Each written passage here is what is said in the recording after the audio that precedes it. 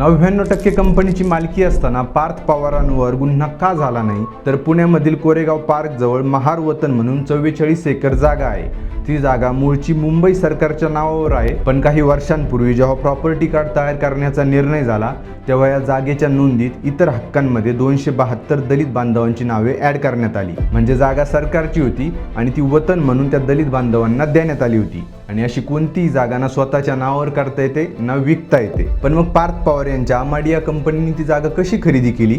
तर यासाठी ज्या शीतल तेजवानी यांनी त्यांना जागा विकली त्यांनी खूप मोठा डाव खेळला होता। त्यात त्यांनी त्या 272 दलित बांधवांच्या कुटुंबियांना शोधलं आणि त्यांना प्रत्येकी फक्त 10 ते 15 हजार रुपये देऊन त्या जागेची मालकी स्वतःच्या नावावर करून घेतली, ती पण झोलझापाटा करून। आणि ती जमीन नावावर झाल्यानंतर काही दिवसांनी अमाडिया एंटरप्राइजेस LLP या कंपनीला ती जागा विकण्याची प्रोसेस सुरू झाली आणि सस्पेंड असलेले तहसीलदार यांनी दोन्ही पार्ट्यांना संपूर्ण सरकारी मदत केली व 1800 कोटी व्हॅल्युएशन असलेली ती 44 एकर जागा फक्त 298 कोटी रुपयांना पार्थ पवार यांच्या कंपनीला विकण्यात आली। पण हे प्रकरण उघडकीस कसं आलं?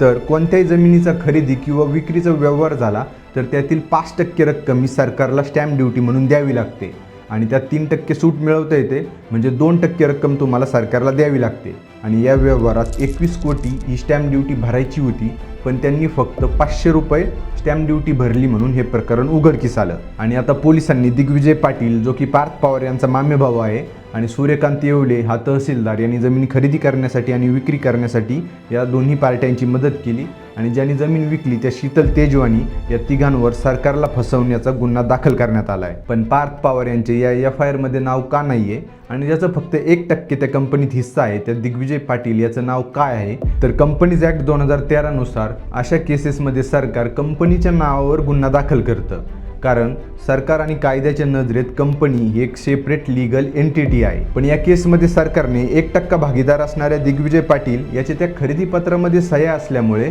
त्याच्यावर भारतीय न्याय संहिता 2023 नुसार FIR रजिस्टर करण्यात आली। म्हणजे सरळ पार्थ पवारांना वाचवण्यासाठी सरकारने हा एक पर्याय शोधलाय आणि यात पोलिसांनी सुद्धा सरकारची मदत केली। आणि असे कित्येक कारणांनी आपले पोलीस डिपार्टमेंट करत असतं, ज्यावर मी एक डिटेल व्हिडिओ बनवलाय, तो तुम्ही आपल्या यूट्यूब चॅनलवर जाऊन नक्की पहा। आणि ही सर्व प्रकरण पाहून मला मिर्जापूरमधील हा सीन आठवतो। जब कुर्बानी देने का टाइम आए तो कुर्बानी सिपाही की दी जाती है। राजा और राजकुमार तो जिंदा रहते हैं गद्दी पे बैठने के लिए। आता तुमच्या मते या सर्व प्रकरणात पार्थ पवार हे दोषी पाहिजे होते का? हे मला कॉमेंट्समध्ये सांगा। आणि माहिती आवडली असेल तर लाईक, शेअर, सबस्क्राईब करा व मला इंस्टाग्रामवर फॉलो सुद्धा नक्की करा। चला भेटूयात पुढील व्हिडिओमध्ये। धन्यवाद।